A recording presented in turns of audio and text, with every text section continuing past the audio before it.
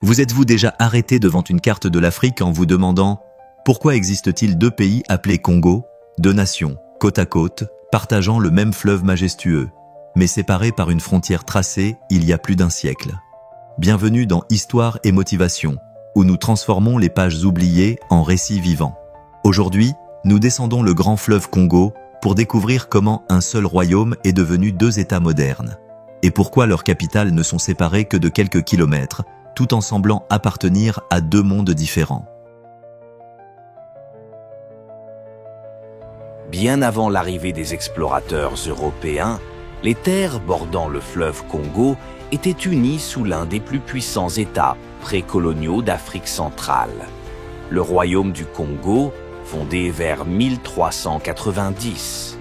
Dirigé par un Mani Congo, roi, ce royaume comprenait un réseau bien structuré de provinces gouvernées par des nobles loyaux, avec pour capitale Mbanza Congo, rebaptisé plus tard Sao Salvador par les Portugais, réputé pour ses palais en pierre, ses jardins luxuriants et ses marchés animés.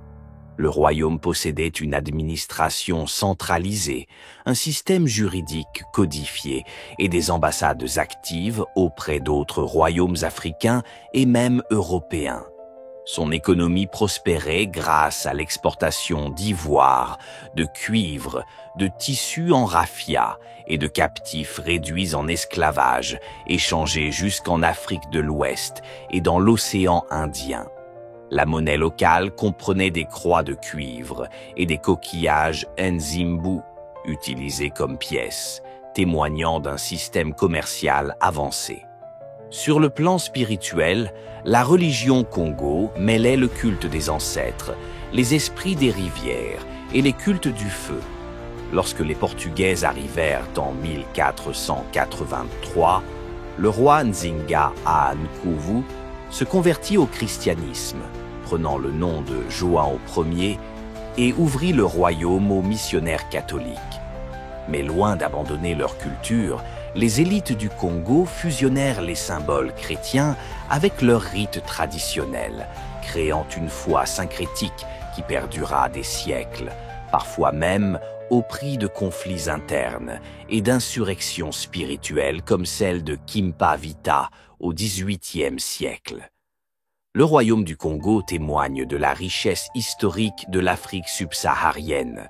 Loin d'être une terre vierge à civiliser, elle abritait des États organisés, dotés de diplomatie, d'art raffiné, d'une architecture développée, de traditions intellectuelles et d'une mémoire historique, bien avant le découpage arbitraire imposé par les puissances coloniales.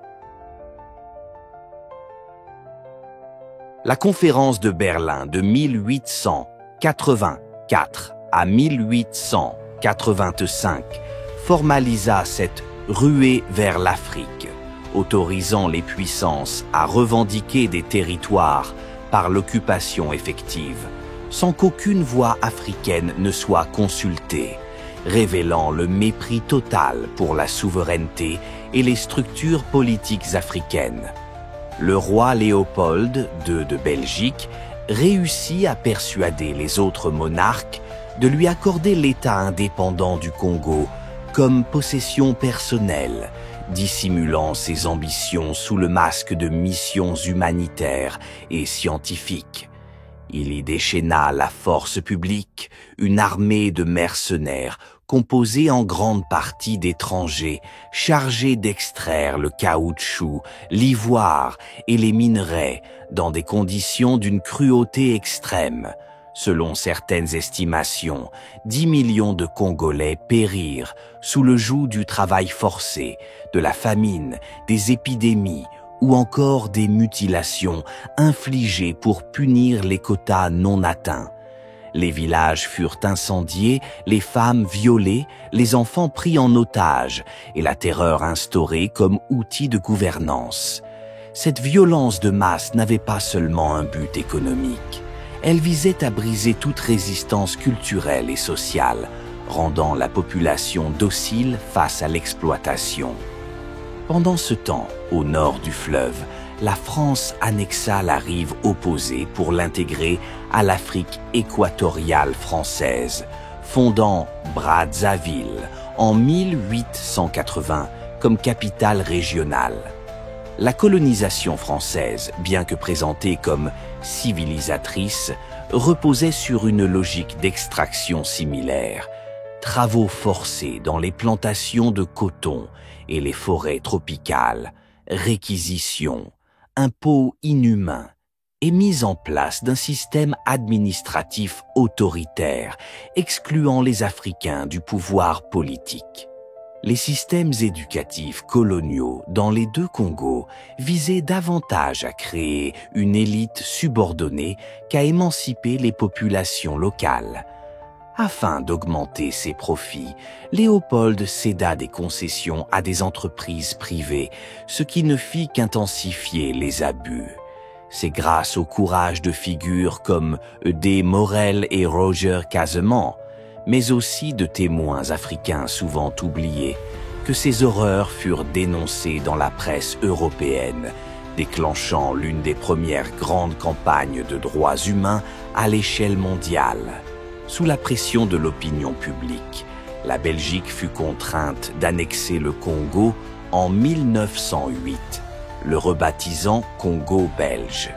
Mais ce changement ne mit pas fin à l'exploitation. Celle-ci se poursuivit sous une forme plus institutionnalisée avec l'arrivée de multinationales minières, le développement de l'infrastructure coloniale au seul service de l'exportation et la perpétuation d'un système raciste et inégalitaire qui empêcherait toute véritable autonomie pendant encore des décennies. Ce partage arbitraire de territoires, déconnecté des réalités ethniques, culturelles et historiques, allait semer les graines de tensions durables entre les peuples riverains du fleuve Congo. 1960 fut l'année de l'Afrique. 17 nations accédèrent à l'indépendance et les deux Congos naquirent presque simultanément, mais leurs trajectoires divergèrent radicalement. Au nord, la République du Congo, Brazzaville, ancienne colonie française, obtint son indépendance le 15 août 1960 dans une relative stabilité. Les administrateurs français restèrent en poste quelque temps, assurant une transition encadrée. Le pouvoir se concentra rapidement entre les mains de Fulbert Youlou, mais sa tentative d'instaurer un parti unique déclencha des émeutes en 1963.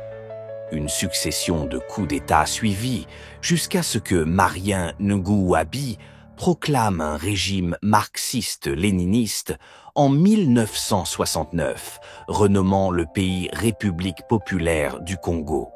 Après son assassinat en 1977, le régime de parti unique perdura jusqu'à la conférence nationale de 1991, qui rouvrit le système au multipartisme. En revanche, au sud, la République démocratique du Congo, Kinshasa, ex-Congo belge, accéda à l'indépendance le 30 juin 1960 dans un climat chaotique. Les officiers belges restèrent en poste, provoquant une crise immédiate. Des rébellions éclatèrent au Katanga et au Kasaï, poussant les Nations Unies à intervenir. Patrice Lumumba, Premier ministre charismatique, fut renversé, emprisonné, puis exécuté en janvier 1961, devenant une icône du panafricanisme et un martyr de la guerre froide. En 1965, le colonel Mobutu Sese Seko prit le pouvoir par un coup d'État, promettant stabilité et authenticité. Il rebaptisa le pays Zaïre en 1971, nationalisa les entreprises et imposa une dictature néo-patrimoniale fondée sur la corruption, la propagande et le culte de la personnalité. Pendant 32 ans, Mobutu détourna les ressources du pays au profit d'une élite restreinte, tandis que la population s'enfonçait dans la pauvreté. Son régime s'effondra en 1997 face à une rébellion soutenue par des puissances régionales, déclenchant la Seconde Guerre du Congo, 1998 à 1303, le conflit le plus meurtrier depuis la Seconde Guerre mondiale. À l'issue de cette guerre, le pays reprit son nom de République démocratique du Congo, mais l'instabilité chronique perdure, en particulier dans l'Est riche en minerais, où se superposent violence armée, prédation économique et crise humanitaire. Ce contraste entre les deux Congos illustre non seulement l'héritage différent des colonisations françaises et belges, mais aussi les effets dévastateurs de la guerre froide, de la mauvaise gouvernance et de la convoitise internationale sur les trajectoires post-coloniales africaines. Aujourd'hui, le fleuve Congo demeure l'artère vitale des deux nations, serpentant sur plus de 4700 km depuis la Zambie jusqu'à l'Atlantique. Mais ses rives racontent deux histoires bien distinctes. Kinshasa et Brazzaville, les deux capitales les plus proches au monde, ne sont séparées que par 1,6 km d'eau. Et pourtant, elles incarnent deux réalités contrastées. Kinshasa, tentaculaire et surpeuplée avec plus de 15 millions d'habitants, est marquée par ses quartiers informels et sa scène musicale effervescente, notamment la rumba congolaise et le funk francophone qui résonne bien au-delà de ses frontières. De l'autre côté, Brazzaville abrite environ 2 millions d'habitants, dans un cadre plus paisible aux boulevards arborés et à l'architecture héritée du passé colonial français. Les deux peuples partagent des langues communes, le français et le lingala, ainsi que des traditions musicales et culturelles vivantes qui franchissent librement le fleuve. Pourtant, leurs systèmes politiques divergent nettement.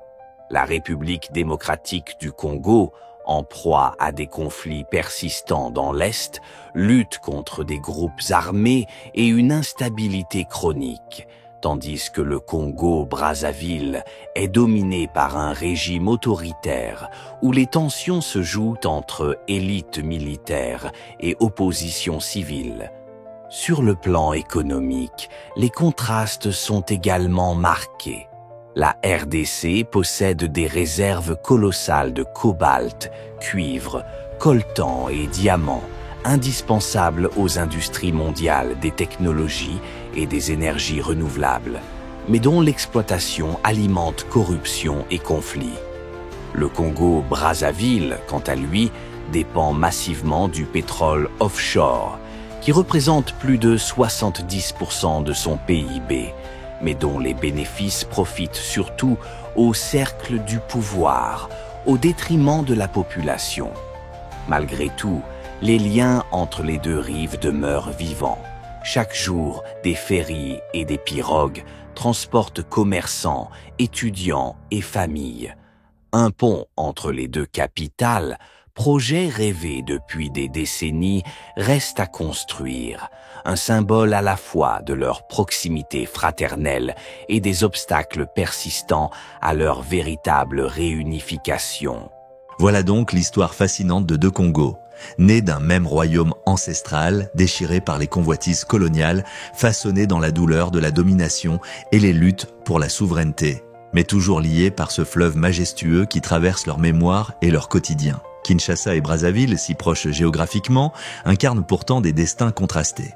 Mais leur culture, leur langue, leur musique et leur histoire commune rappellent que les frontières tracées par d'autres ne peuvent effacer les racines partagées. Cette histoire nous montre à quel point le passé n'est pas figé.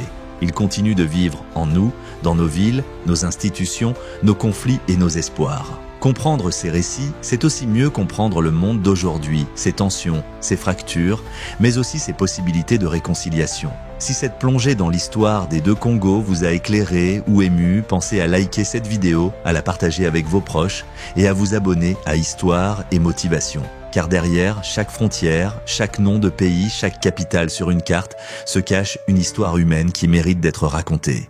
Ensemble, continuons à faire revivre les pages oubliées du passé. Car plus que jamais, c'est lui qui façonne notre présent et inspire notre avenir. À très bientôt pour un nouveau chapitre de l'histoire du monde.